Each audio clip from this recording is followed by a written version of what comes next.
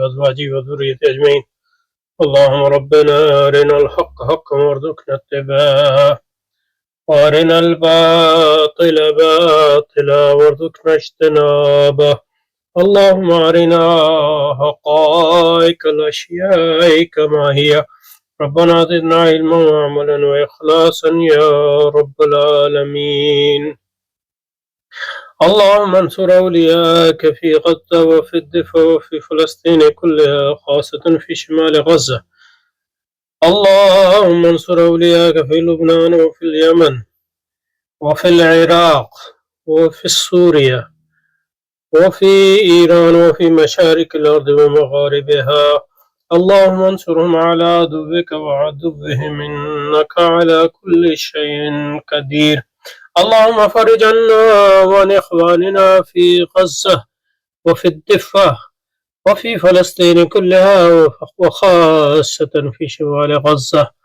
اللهم فرج عنا وعن إخواننا في غزة وفي فلسطين كلها وفي لبنان وفي اليمن وفي السودان وفي سوريا وفي مشارق الأرض ومغاربها.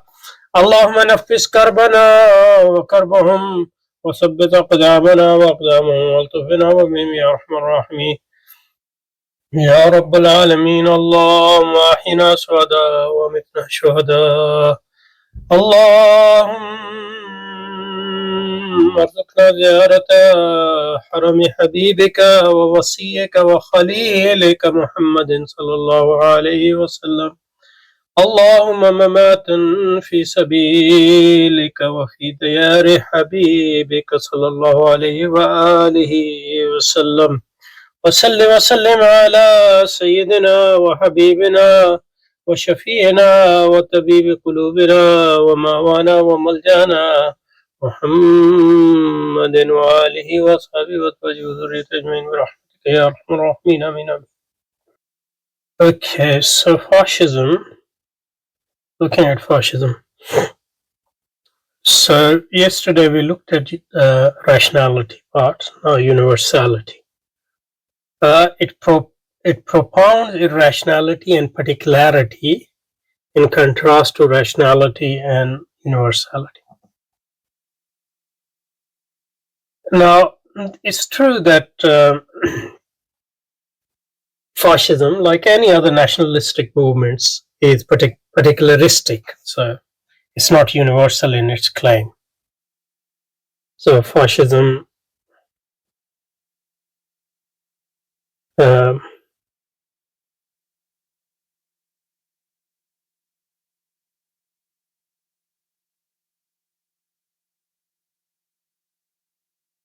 like other forms of nationalism is particularistic in the sense that its claims are not universal.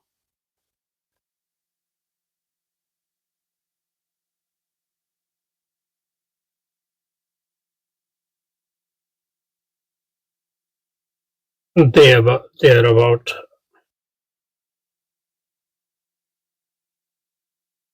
a particular nation and a particular group and its superiority and the establishment of its authority and power. And maybe, some nationalistic movements can spin their particularism through claiming that they are representatives of humanity. So in the end it is for the sake of humans, all humans, that they are trying to establish whatever. But that is a secondary matter. So in primary matter, the nationalistic movement and fascistic movements are particularistics movements. So in that sense, they are different from all universalistic movements, Islam or Christianity, at least non-Protestant Catholic Christianity, is universal in its claims. Liberalism is universal.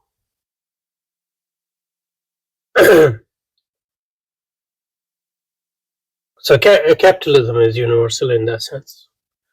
Um, so fascistic capitalism is particularistic.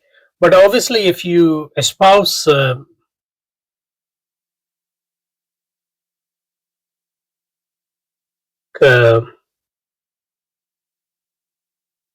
it's capitalism, but it's particularistic capitalism. So in that sense, fascism puts limit on capitalism in the sense that the priority is not for accumulation for the sake of accumulation as such, but accumulation for the sake of accumulation for a particular nation or a particular group, so that group can be powerful.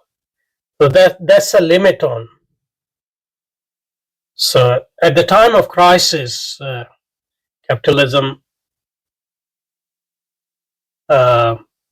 takes refuge in fascistic and nationalistic movement, as it is happening throughout the Western world at the moment, and throughout the so-called developed capitalistic world. But that can't be a long-run thing because, like Protestant capitalism, like nationalism, also puts limits on the universal universal ambitions of capitalism. So that's why the natural tendency for capitalism, once it comes out of crisis, is to go towards liberalism and or socialism, depending on that. And probably liberalism is the most natural thing because there's the least limit, least resistance offered by liberalism, because there is a capital and there is an individual, and the state is at the service of capital. Okay, so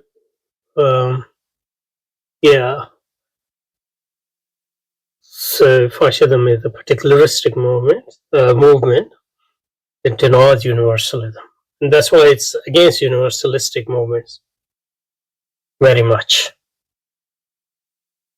So it's against Islam and Christianity because Islam and Christianity want absolute loyalty to God only, whatever their conception of God is. But the absolute loyalty in Islam and Christianity is to God only. And second, socialism, it's against socialism because, so for them, is that's why nationalists are always against Christianity. I mean, or against Islam or Christianity. So Najib and Altaf Hussain, and these are or when Pashtun movement was strong, Bacha Khan and Wali, these are all enemies of Islam. They think Islam as Islam weakens Pashtun or Sindhi or Hindi or Punjabi or Muhajir or Bangladeshi nationalism. Similarly, Christians, fascists and Nazis, they hated Christianity. Obviously, Hitler hated Christianity. I mean, they always use it as well when they can use anything. But they hated Christianity because they want absolute loyalty to German nation only and the representative of German nation or Italian nation, whichever nation. So all nationalist movements are against Christianity and Islam. And they're against socialism for that reason as well. So, because true socialism is universalistic. It absolute loyalty is to humanity or to the representatives of humanity, the proletariats. but that's not the proletariat of one country, proletariat of all countries. Similarly, it's against liberalism as well, because individualism weakens nationalism and national bonds, etc. So, the only religion which, among Abrahamic religion at least, which is close to nationalism is Judaism, because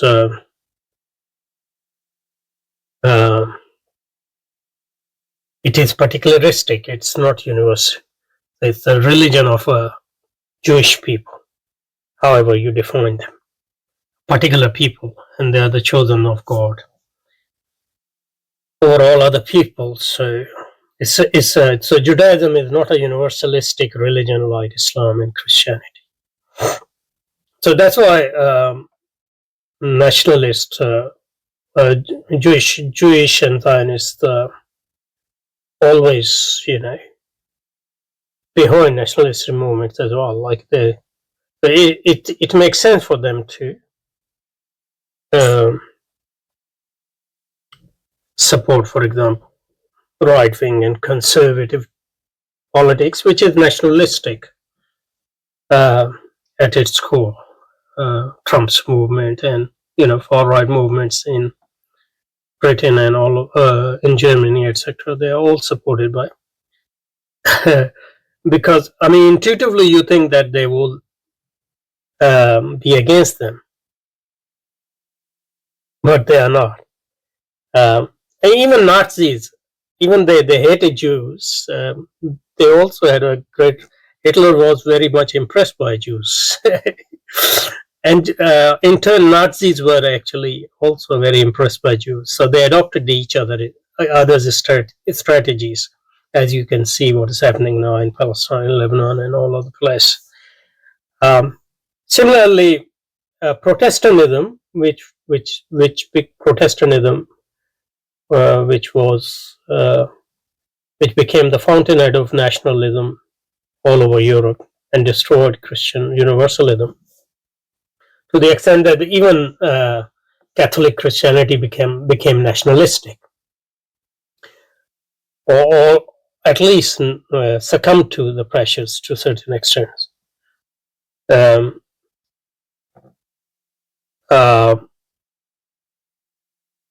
it's no coincidence that Protestantism is known as Judaization of Christianity. And in many aspects, for example, one aspect is the love of the world, this worldliness, which comes from Judaism, because Islam and Christianity are otherworldly religion. They call people to subsume this worldly ambitions to otherworldly ambitions. So Protestantism got that from Judaism. And the second thing is particularism. Protestant movements were all nationalistic movements. So Luther was closely connected to German nationalism and German nationalism's ambitions again, universalistic Catholic Church, for example. Yeah, so, okay, it supports the role of government as an upholder of moral integrity and national collective purpose. That's not just fascism. All liberalism does the same.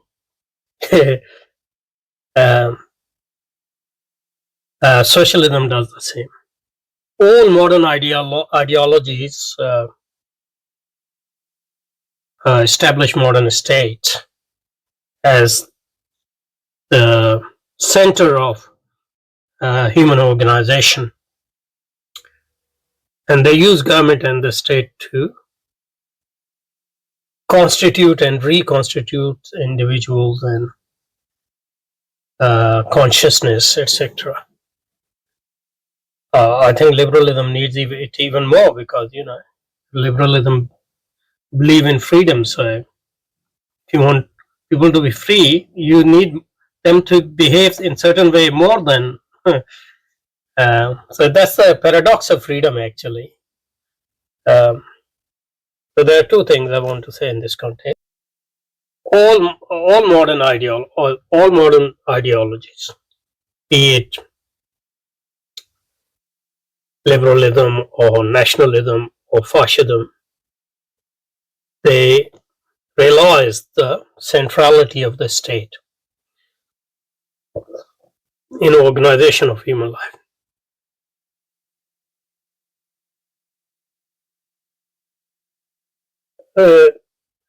As Rawls would say, the state, the totalizing state is the effect of human life. So it doesn't matter whether you are liberal, national, or fascist. The difference might be the way you use that state and for the purpose you use this.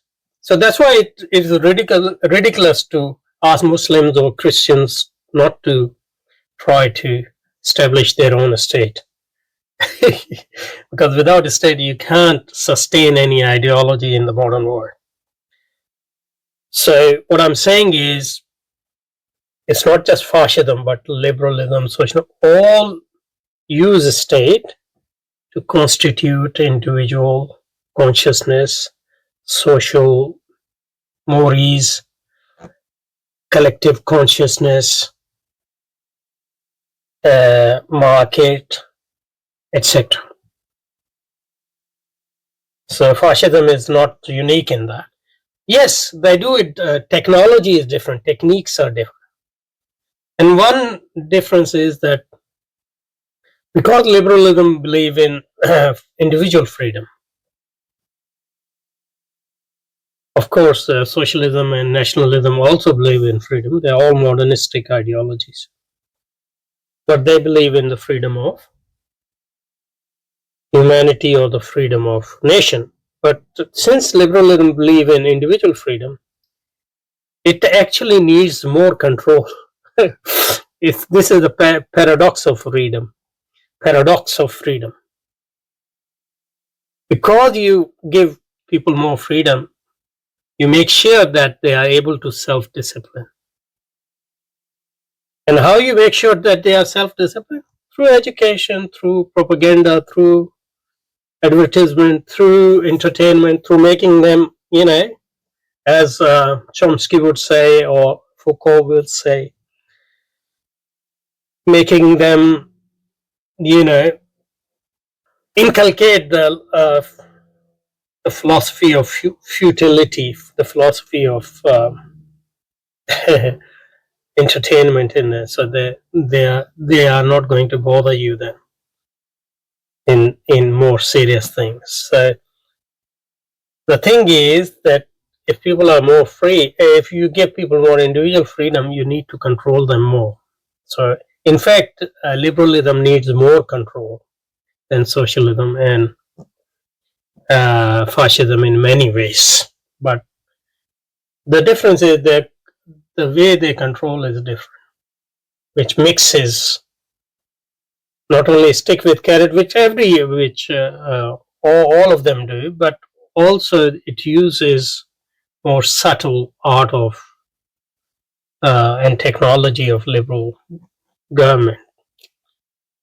So in a very important way, it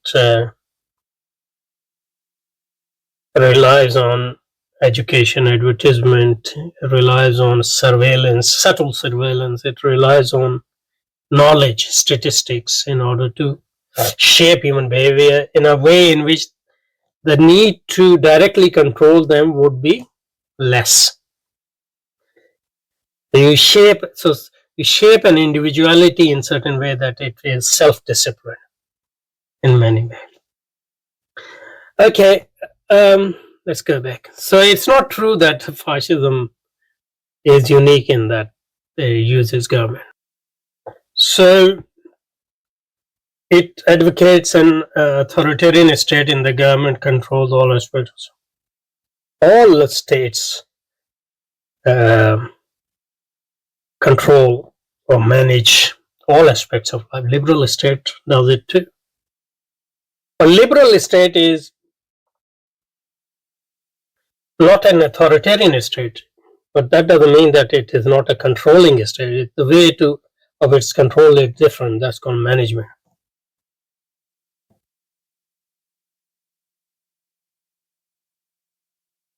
So it manages all aspects. So liberal state might not be totalitarian, but it is totalizing. So all states are totalizing. Totalizing in the sense that nothing escapes. All life is under their surveillance and control and under their ambit. How much actual control they will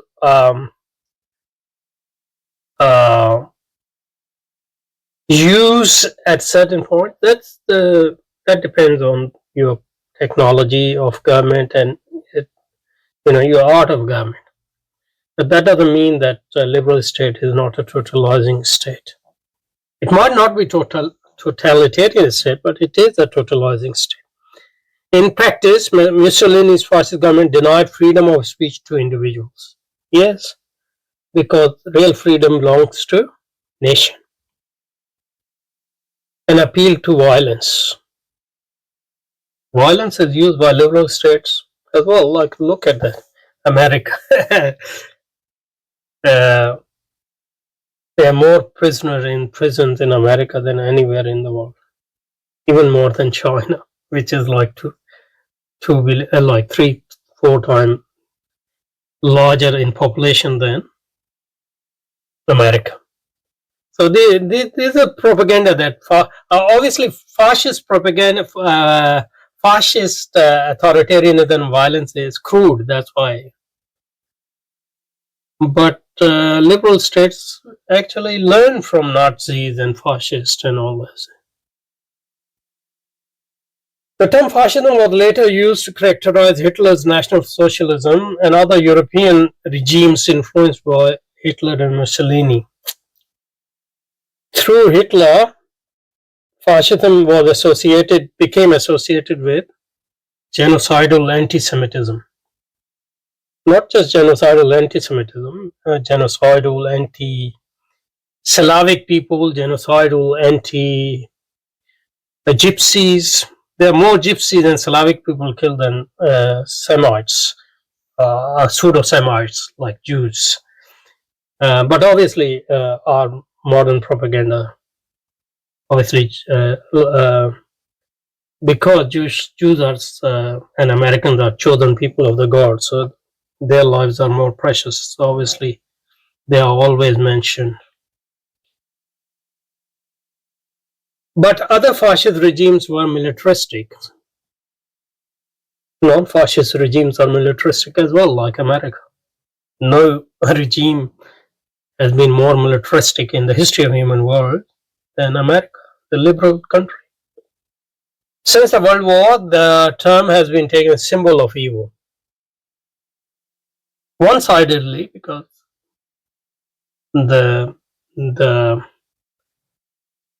it is symbol of evil, but more effective evils are liberalism and individualistic capitalism, Americanism, which is applied to any oppressive and totalitarian political regime or action.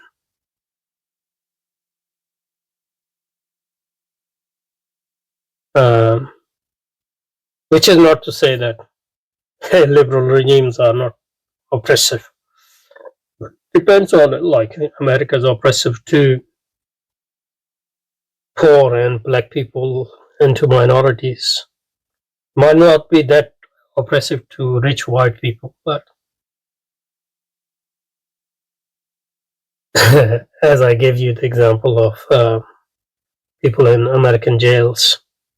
Some political theorists seek to understand how fascist regimes arose in the context of modernity, which we did. Fascism is, I think that's all. And this is Griffin, I don't know who he is or she is. Nature of Fascism. There's a book. Fascism is a genus of political ideology whose mythic core is in its various permutations is a palingenetic form of populist ultra-nationalism. That's a bit. So, fascism is a genus of political whose mythic core in its various permutations is a palingenetic form of populist ultranational. I mean, he's using ultranationalism because, after all liberal regimes are also nationalists. America is a liberal regime, but it's also a national. So what we have is liberal nationalism. So anyway, I think that was worthwhile effort, and on the whole, a fine entry. سبحانك اللهم وبحمدك نشهد أن لا إله إلا أنت نستغفرك ونتوب إليك وصلى وسلم على سيدنا ومولانا محمد وعلى آله وصحبه وأزواجه وذريته أجمعين برحمتك يا أرحم الراحمين.